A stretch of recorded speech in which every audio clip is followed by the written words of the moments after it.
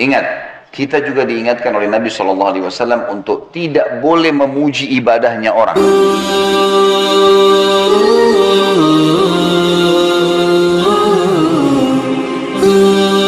Yang sekarang kita bacakan adalah Ali radhiyallahu anhu meriwayatkan sabda Nabi SAW, ta'awwadhu billahi min jubbil hazan aw wadil hazan. Qila ya Rasulullah, wa ma jubbul hazan? Qala wadil hazan. Aw wadil hazan. Qala wadin fi jahannama tata'awwadhu minhu jahannamu kulla yawmin 70 marrah. A'addahu Allahu lil qurra'il mura'in. Berlindunglah kalian kepada Allah dari lembah Al-Hazan. Al-Hazan artinya kesedihan ya. Lembah kesedihan. Berlindunglah kalian kepada Allah dari lembah kesedihan. Ditanya kepada Nabi SAW, wahai Rasulullah, apakah lembah Al-Hazan itu, lembah kesedihan itu, sehingga kami harus berlindung darinya? Beliau menjawab, sebuah lembah di neraka Jahannam.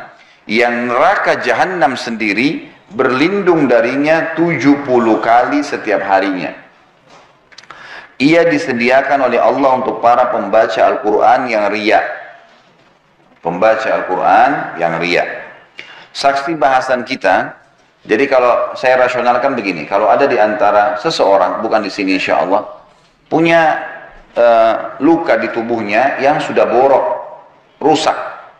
Misal sudah menghitam, baunya nggak enak, gatal, ya, sakit, berkumpul semua rasa-rasa di situ. Seseorang di antara kita pasti berharap hilang gitu, ya. Kalau ada luka di tubuhnya, kemudian luka itu misalnya sudah membusuk, sudah bau, ya, gatal, segala macam ada di situ. Ya, kadang-kadang ada penyakit seperti ini. Maka orang ini berharap bisa hilang dari tubuhnya, ya, masalah itu. Makna ini, ya, makna contoh tadi saya kasih contoh adalah semakna dengan makna sabda Nabi SAW tadi. Jadi di neraka Jahannam ada lembah hazan, lembah kesedihan yang disiapkan untuk para pembaca Al-Quran yang riya. Kenapa dikatakan lembah kesedihan? Karena mereka ibadah tapi masuk neraka, gitu kan? Maka mereka kesedihannya menumpuk di situ. Karena ibadahnya bukan karena Allah, ibadahnya untuk, ya, manusia. Maka kata Nabi SAW, neraka Jahannam sendiri, kayak tadi kita ibaratkan kalau manusia fisik, ya, berlindung kepada Allah 70 kali dari lembah itu. Minta supaya lembah ini tidak ada sebenarnya. Tetapi Allah sudah letakkan di situ. 70 kali neraka Jahannam minta berlindung darinya karena busuknya dan rusaknya lembah itu. Sebagian ulama menjelaskan makna daripada neraka Jahannam berlindung darinya. Kata-kata berlindung dalam bahasa Arab biasanya berlindung dari banyak hal, ya. Berlindung dari bau, dari rasa, dari, ya, interaksi, ya, dari warna, semua itu masuk di dalamnya. Berarti neraka Jahannam sendiri berlindung dari lembah ini. Tinggal kita yang titik beratkan Bapak Ibu sekalian, ternyata lembah di neraka ada dan setiap dosa akan ada siksaannya masing-masing. Tetapi dalam hadis di sini penulis khusus mengangkat tentang masalah orang yang membaca Al-Quran dan riya. Kalau misalnya orang berzina, orang pendusta, orang yang suka mengambil haknya orang lain, sudah jelas-jelas kesalahan. Kalau yang salah dihukum, wajar. Sekarang kalau orang yang beribadah, baca Al-Quran dihukum. Di sini sengaja penulis mengangkat hadis ini untuk memberikan gambaran kalau orang ibadah saja bisa seperti itu parahnya siksaannya, bagaimana dengan orang yang tidak beribadah. Dan kita ambil pelajaran juga Bapak Ibu sekalian. Ingat, tidak ada untungnya sama sekali. Enggak di dunia, enggak juga di akhirat. Kalau kita melakukan sebuah ibadah karena riya, sama sekali enggak ada untungnya. Apa manfaatnya? Apa yang antum sedang kejar? Pujian orang? Sudah pernah saya bahasakan. Pujian orang itu hanya sepanjang lidahnya. Kamu hebat ya, kamu pintar ya, kamu cantik ya, kamu gagah ya, kamu kaya ya. Apa yang kita dapatkan dari pujian itu? Tidak ada sama sekali. Ingat, kita juga diingatkan oleh Nabi SAW untuk tidak boleh memuji ibadahnya orang. Tidak boleh. Contohnya adalah hadis riwayat Imam Bukhari Muslim. Pernah ada seorang sahabat sholat khusyuk sekali. Masya Allah ibadahnya. Sholatnya khusyuk. Di ujung masjid. Nabi SAW duduk di tengah-tengah masjid. Tempat, ya, mihrab beliau. Lalu ada satu sahabat di depan Nabi SAW berkata, orang itu luar biasa sholatnya ya. Maksudnya Masya Allah nih. Rukuknya, sujudnya, semuanya khusyuk nih. Kata Nabi SAW, kalau kau ucapkan didengar oleh dia, kau telah membinasakannya. Kau telah membinasakannya. Karena kalau kita puji dia, tadi kamu sholat Masya Allah ya. Misal, kita niatnya sebenarnya baik aja. Karena orang ini memang kita kagum ibadahnya. Maka sudah cukup untuk membuka pintu riya pada dirinya. Ya. Tadi mungkin dia khusyuk, sekarang tiba-tiba syaitan bisikin, tuh kan kamu ketahuan, kamu hebat, kamu begini. Dia iyakan, batal. Ingat kata ulama, riya itu ya bisa berlaku setiap saat, walaupun ibadah itu sudah berlaku beberapa tahun yang lalu. Misal gini, kita haji 10 tahun yang lalu. Sudah berusaha menjaga nih, supaya tidak ada yang tahu. Ataupun orang tahu yang sudah pernah haji, alhamdulillah. Sebatas itu saja misal. Ya. Mungkin waktu kita tawaf sempat menangis waktu berdoa kepada Allah. Mungkin pada saat di Arafah kita sempat menangis. Mungkin kita merasa kenikmatan waktu sujud di depan Ka'bah di Masjid Haram. Rasanya nyaman. Selama ini kita kontrol, nggak pernah ceritain ke orang. 10 tahun kemudian ada tetangga atau ada kerabat baru pulang haji. Lalu dia bilang, kemarin itu padat sekali, tapi enak loh haji itu. Misal. Kemudian dia bilang, saya saking enaknya ibadah itu rasanya sampai nggak tahan. Waktu tawaf saya lagi tawaf nangis. Misal. Sebenarnya nggak ada gunanya ya. Dia ceritain itu nggak ada gunanya. Untuk apa? Orang nggak ada nanya, nggak ada sebabnya, nggak ada. Diceritain sama dia. Ini sudah terbuka pintu riya nih. Syaitan, ya, namanya musuh. Dia akan berusaha menunggangi kesalahan orang kepada orang yang ada di sekitarnya.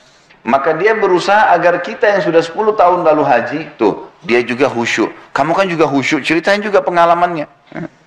Oh iya, saya juga rasain dulu tuh, 10 tahun yang lalu. Nah, ini padahal sudah 10 tahun berlalu. Mungkin nggak riya. Sekarang bisa jadi riya tuh. Jadi riya itu bukan hanya pada saat ibadah sedang dikerjain.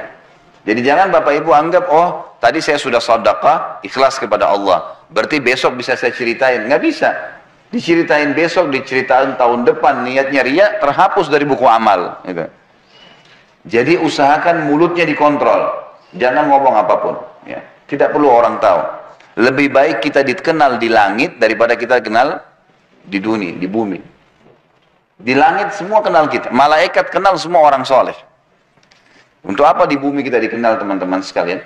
Dan semua orang yang bisa mengontrol ibadahnya di dunia sehingga ikhlas karena Allah, dipastikan efeknya kepada orang sekitarnya besar, plus lagi artinya orang nanti akan dapat petunjuk dari dia saja. Mungkin dia hanya ke masjid, orang tiba-tiba ikut dengan dia ke masjid. Mungkin dia tidak ngomong. Mungkin kalau dia lewat ada orang minum khamar, khamarnya dibuang gara-gara ditahu ini orang soleh. Tiba-tiba orang dengan sendirinya patuh dengan Allah tanpa dia ngomong gitu. Perilakunya bisa jadi petunjuk, gitu kan? Orang yang bisa mengontrol ibadahnya di dunia, dipastikan pada saat dia sudah meninggal, Allah subhanahu wa ta'ala akan bongkar ibadah-ibadahnya. Untuk jadi pelajaran buat manusia. Jadi nggak usah repot-repot ceritain. Allah punya cara. Kisah orang-orang soleh yang dinukil kepada kita, banyak sekali kisah mereka. Bagaimana mereka menjaga keikhlasan, Allah subhanahu wa ta'ala ya, abadikan keikhlasan mereka itu. Seperti kisah Imam Malik misalnya, rahimahullah. Gurunya Imam Syafi'i yang meninggal tahun 179 Hijriah. Waktu beliau menulis buku Kitab Muwatta, ya. Kitab Muwatta yang tadi salah satu hadis yang disebutkan di sini diriwayatkan oleh Imam Malik dalam Kitab Muwatta. Dan Kitab Muwatta salah satu dari 9 buku hadis yang dijadikan sebagai rujukan umat Islam. Ringkas cerita waktu beliau nulis Muwatta, rupanya satu orang, beliau di Madinah. Akhirnya ulama-ulama yang memang menganggap Imam Malik sebagai saingannya, ya, ada orang begini subhanallah. Menuntut ilmu untuk bersaing dengan para ulama. Ini nggak boleh ya. Ini akan disiksa oleh Allah SWT di neraka. Kata Nabi SAW, siapa yang belajar ilmu untuk menyaingi para ulama, gitu kan, maka dia akan dimasukkan ke dalam neraka jahanam. Ya. Nggak bisa ini. Yang jelas Imam Malik rupanya waktu menulis kitab Muwatta, dan buku ini adalah hadis-hadis yang dihafal oleh beliau, maka banyak orang-orang yang merasa saingan dengan Imam Malik, menulis juga dan menamakan juga buku mereka Muwatta. Sampai kalau nggak salah itu ada 1000 buku Muwatta. Murid-muridnya tanya, wahai Imam, ini semua orang-orang pada saat dengar Anda tulis kitab Muwatta, mereka pun berlumba-lumba menulis, dan mereka bukannya nyari nama lain, emang mau nyaingin Imam Malik gitu. Banyak sampai 1000 buku ini. Buru-buru menulis. Kata Imam Malik, maka lillahi fahuwa baq. Mana yang ikhlas karena Allah, pasti itu yang akan kekal. Betul, subhanallah. Pada saat Imam Malik meninggal, dan ini ulama-ulama juga meninggal, gitu kan? Buku yang tertinggal sampai hari ini hanya satu kitab Muwatta. 1000 buku hilang, nggak tahu kemana, gitu kan? Sebagian ulama sejarah mengatakan hanyut di lautan di Irak pada saat suku Tatar atau Mongolia datang yang menyerang Irak, Baghdad, ibu kota Abbasiyah pada saat itu. Tapi yang jelas, orang kalau ikhlas karena Allah akan sangat membantu dia beribadah. Ya. Kiat-kiat untuk ikhlas yang pertama adalah bacalah fadilah ikhlas itu. Ya. Di antaranya hadis Nabi SAW yang berbunyi, Allah tidak akan menerima amalan, riwayat Abu Daud ini ya, Allah tidak akan menerima amalan kecuali yang ikhlas kepadanya. Inna Allah la yaqbalu amalan illa ma kana khalisan liwajhi. Ya. Jadi iman tidak bisa. Kalau bapak ibu tidak ikhlas karena Allah, bukan karena Allah, pastikan percuma, nggak diterima. Ngapain kita keluarin energi, buang-buang waktu. Ya. Jadi tidak diterima. Makanya ikhlaskan karena Allah. Memang karena Allah perintahin saya kerjakan. Mau siapapun di sebelah saya nggak pusing. Ya. Ini kiat yang pertama, kenali fadilah ikhlas. Dan memang dia syarat pertama diterimanya amal. Yang kedua, agar ikhlas adalah rahasiakan semaksimal mungkin ibadah-ibadah yang memang bisa dirahasiakan. Kecuali yang kelihatan. Ya. Jadi kalau misalnya kita lagi ke majelis taklim begini, emang rame-rame. Orang-orang sholat Idul Adha, Idul Fitri. Laki-laki sholat Jumat, sholat 5 waktu di masjid. Emang harus dilihat. Atau mungkin ada tamu di rumah, kita ajak, sudah azan, ibu-ibu misalnya ada tamu perempuan di rumah, udah azan bu, sholat yuk, ya, kita ajak sholat tamunya, gitu kan? Itu lain, sesuatu yang memang harus ada, tinggal kita mengontrol ya, kita mengontrol bagaimana supaya tidak riya. Jadi kalau ditawarin oleh syaitan jangan diiyakan, ya. Tuh orang tahu kamu yang ajak kamu dapat pahala, a'udzubillahi minasyaitonirrajim. Karena setiap ibadah akan tersirat riya. Nah, tapi kalau kita tidak iyakan maka tidak jadi dosa, ya, tidak jadi dosa. Jadi kita harus rahasiakan. Misal ibadah yang dirasakan kayak sholat malam, kayak sedekah, ya, apa sajalah ibadah yang kita kerjain. Nah, saya juga pernah singgung masalah haji dan umroh, ya. Jadi kalau orang sekitar harus tahu ya sudah, lihat nggak masalah. Tapi kalau iklanin, undang orang, ya. Kemudian pernah saya bilang itu orang kalau mau haji, pakai akhirnya ada istilah walima safar, ya. Walima itu istilah makanan untuk pernikahan dalam agama. Tapi di Indonesia yang penting ada bahasa Arabnya, ya. Walima safar, makanan ke pengantin untuk orang safar. Apa hubungannya nih? Ya. Apa isinya? Iklanin kalau saya mau pergi haji, ya. Untuk apa diiklanin ini? Apa manfaatnya? Pernah saya tanya, untuk apa Bapak Ibu sekalian? Ya untuk kami didoain Ustaz. Untuk apa didoain? Yang mau pergi haji itu Anda yang doain kita, gitu kan? Untuk minta maaf. Untuk apa minta maaf pada saat mau pergi haji? Orang minta maaf itu setiap saat. Jangan meninggal, jangan tidur malam hari ini, kecuali Anda sudah minta maaf sama semua orang yang pernah buat salah, karena kita bisa meninggal, ketemunya akhirat. Bahaya, gitu kan? Jadi nggak ada alasan. Maka lebih baik nggak usah. Oh nggak enak sama tetangga kalau nggak acarain seperti mereka. Nggak ada ceritanya, nggak enak. Kita punya syariat, nggak boleh. Bahkan para ulama salaf dulu, mereka ada yang pergi jihad, pergi haji, pergi umrah. Tidak ada yang tahu. Tidak ada yang tahu. Dinukil dalam sebuah kisah Abu Bakar radhiyallahu anhu pernah membantu seorang ibu janda, tidak ada yang tahu. Umar bin Khattab radhiyallahu anhu menceritakan, di zaman khilafahnya Abu Bakar, beliau pun punya hajat. Beliau mengatakan, saya punya hajat dengan Abu Bakar, kemudian habis sholat duhur, saya ngobrol-ngobrol dulu dengan beberapa sahabat, ya kan? Kata Umar, nanti baru saya mau nyusul Abu Bakar ke rumah. Abu Bakar sering habis jadi imam, selama khalifah pulang ke rumahnya. Maka Umar pun nyusul, pikirannya Abu Bakar di rumahnya. Abu Bakar sudah nggak ada, kemudian Abu Umar memberikan salam dari depan rumah, Assalamualaikum warahmatullahi wabarakatuh. Dijawab oleh istrinya Abu Bakar, ya. Lalu Umar berkata, mana Abu Bakar?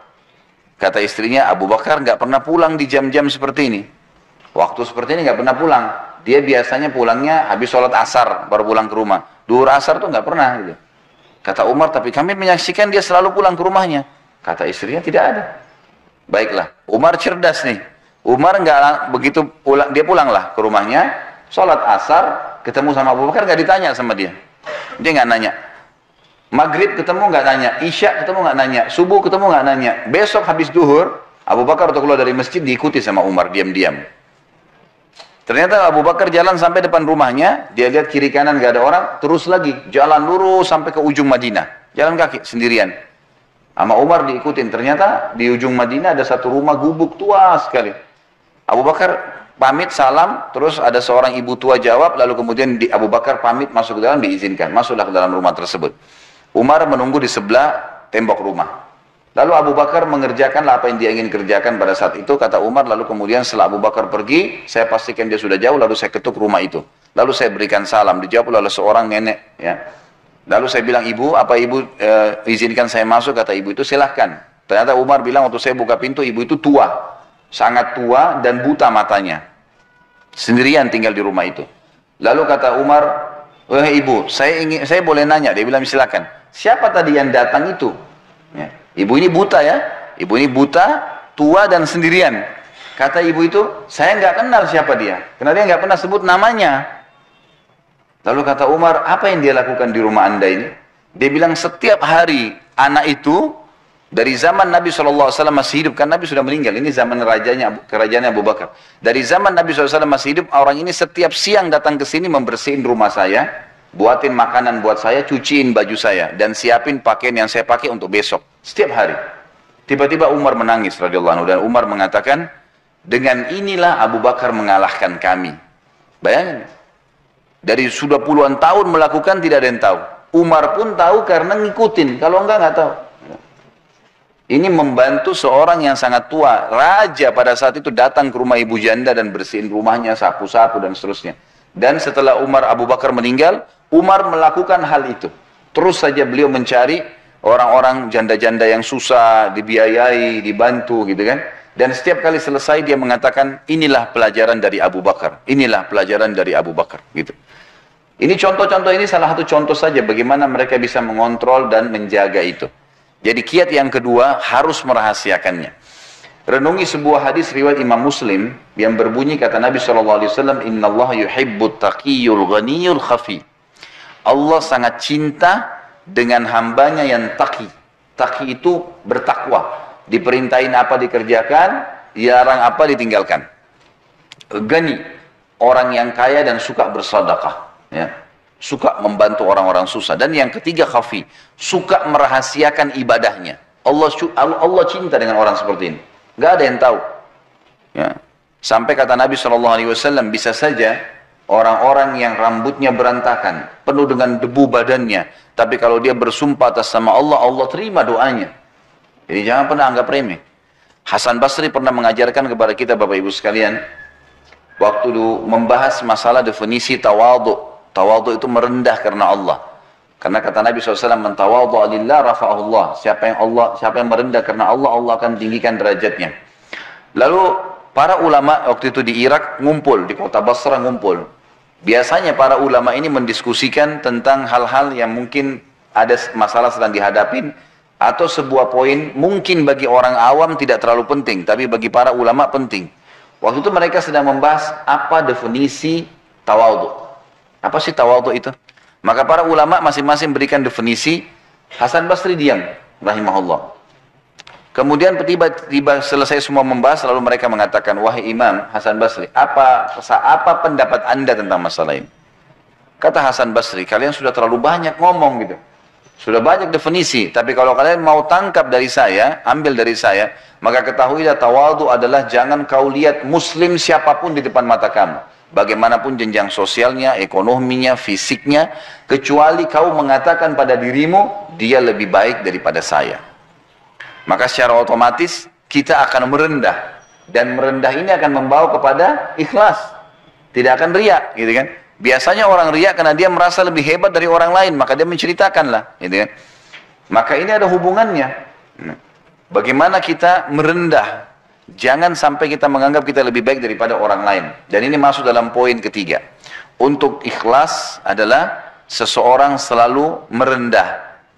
Merasa dirinya kurang dibandingkan orang lain dari sisi ibadah. Kata Umar radhiyallahu anhu, kalau seandainya kau melihat seseorang yang lebih tua, maka katakanlah, orang ini lebih dulu hidup dari saya, maka amalnya lebih banyak. Dan kalau kau lihat orang yang lebih muda, maka katakanlah, anak orang ini masih lebih muda, dosanya masih lebih sedikit daripada saya. Otomatis kita tidak akan merasa lebih dari orang lain. Orang lebih tua, kita merasa bahwasanya orang ini lebih dulu hidup, berarti lebih banyak amalnya. Yang lebih muda, berarti lebih sedikit dosanya daripada saya. Sehingga kita terus merendah. Makanya kiat ikhlas juga ini adalah merendah, tawadhu. Kita harus merendah, jangan merasa lebih hebat dari orang lain. Ada orang begitu subhanallah, dalam para penuntut ilmu, syaitan masuk di pintu itu. Merasa dirinya lebih hebat dari orang lain, gitu kan? Sehingga berat untuk belajar. Mau dengar ceramahnya orang lain aja nggak bisa. Gitu. Subhanallah, saya lihat sendiri guru-guru kami dulu di Madinah, sampai saya ambil pelajaran dari mereka. Ada satu syekh dulu namanya Syekh Atiyah, salah satu ulama Masjid Nabawi sudah meninggal rahimahullah. Beliau terkenal sekali dengan pemahaman fikihnya. Jadi kadang-kadang teman-teman mahasiswa ini pada ngumpul di majelis itu. Gitu. Kalau kami lagi duduk, kami lihat sendiri tuh. Ada syekh-syekh sudah doktor ya, sudah ngajar, sudah dosen, bisa dikatakan guru besar di kampus, duduk dalam majelis bersama kami. Duduk belajar. Mereka tidak merasa malu duduk bersebelahan dengan muridnya, kalau memang dianggap itu manfaat. Jadi luar biasa gitu. Mereka merendah ya, mereka merendah. Maka ini poin yang juga ya, harus dijaga. Jadi kita sembunyikan, yang kedua dan yang ketiga kita merendah. Sehingga kita selalu terkontrol, tidak merasa lebih dari orang lain. Yang keempat, kontrol lidah, lisan. Kontrol lisan. Setiap mau ngomong, berhentiin. Nggak usah ngomong. Apapun. Pokoknya berhubungan dengan ibadah, jangan ceritain. Jangan ceritain. Kecuali memang dalam keadaan-keadaan di mana kita pastikan tidak terbuka celah. Misal, Bapak Ibu mau ceritain ke anak-anak. Ya, anak-anak biasanya tidak jauh sekali kita dari riya, gitu kan. Nah, nanti sholat ya, ikutin ibu ya, gini loh sholatnya, ya kan? Kita didik, bapak-bapak, ayo nak ikut sama ayah ke masjid ya. Masjid itu fadilahnya besar. Rasulullah SAW bersabda begini misalnya. Maka kita dalam menghadapi anak kita, nggak ada riyanya. Iya nggak? Bisa ngontrol kan? Otomatis ya. Atau kita menasihatin orang tua kita, saudara kita, agar dia meninggalkan satu perbuatan salah. Saya yakin kita bisa mengontrol itu. Nah, kontrolan ini harus bisa kita milikin nih, gitu kan? Sebagaimana kita kalau nasihatin anak karena kita sayang dengan dia, maka kalau kita bisa mengontrol itu untuk semua muslim, maka positif, nggak ada masalah, gitu kan? Karena ada memang firman Allah Subhanahu wa taala, fa amma bi ni'mati rabbika fahaddits. Kalau nikmat Tuhanmu boleh kamu bahasakan, hai Muhammad, Nabi Muhammad SAW. Ulama tafsir mengatakan kalau ada seseorang yang kalau dia sampaikan pengalaman dia bisa memberikan manfaat dan dia bisa mengontrol riya, tidak masuk dalam riya yang dilarang. Tapi ini memang butuh ilmu iman yang kuat ya. Dia bisa memberikan gambaran-gambaran pengalaman-pengalaman dia yang memang tidak diikuti oleh riya. Jadi jangan juga Bapak Ibu langsung menvonis kalau ada orang yang menceritakan pengalaman dia lalu dianggap orang ini berarti buruk. Enggak. Bisa saja mungkin dia sudah sampai pada level itu. Memang dia bisa mengontrol sebagaimana dia nasihatin anaknya, gitu kan. Misal di kota Jakarta ini tidak ada yang ikut jihad. Sementara jihad sekarang sedang terjadi. Lalu dia sudah ikut, dia punya pengalaman, lalu dia membicarakan, ini jihad itu begini loh, saya hadir ke sana, saya rasakan begini-begini. Untuk motivasi orang, dan dia tahu dia tidak. Memang betul-betul ikhlas agar umat Islam ini ayo bergerak, misal, gitu kan. Maka itu tidak ada masalah. Sama halnya juga kata ulama, orang kalau menyampaikan program-program, ya, seperti sering bahasakan saya setelah mengambil fatwa ulama tentang bolehnya menyampaikan program. Kayak saya sering sampaikan, ini ada program sosial Bapak Ibu sekalian seperti ini, seperti ini, seperti ini. Kalau kita nggak sampaikan, orang nggak ngerti, gitu kan. Maka harus disampaikan. Teman-teman yang minggu lalu, waktu datang teman-teman dari yang mengantar bantuan ke Syria, memang mereka pengalaman di lapangan, mereka harus sampaikan. Memang kami buka sekolah tahfidz Quran, kami membuka pabrik-pabrik roti buat memberikan makan ke orang-orang, dan harus diceritakan untuk orang jadi tahu, supaya memang mereka termotivasi mengerjakan ibadah itu. Tapi kalau dia juga menceritakan itu karena dia ingin dipuji, ya sama, berarti masuk dalam bab riya. Baik, itu saya tambahkan karena memang ada disebutkan di sini tentang qurra'ul mura'in, ya. Orang-orang yang baca Quran karena riya. Tentu ini contoh, maka semua juga masuk dalamnya seperti sholat karena riya, sedekah karena riya, dan seterusnya.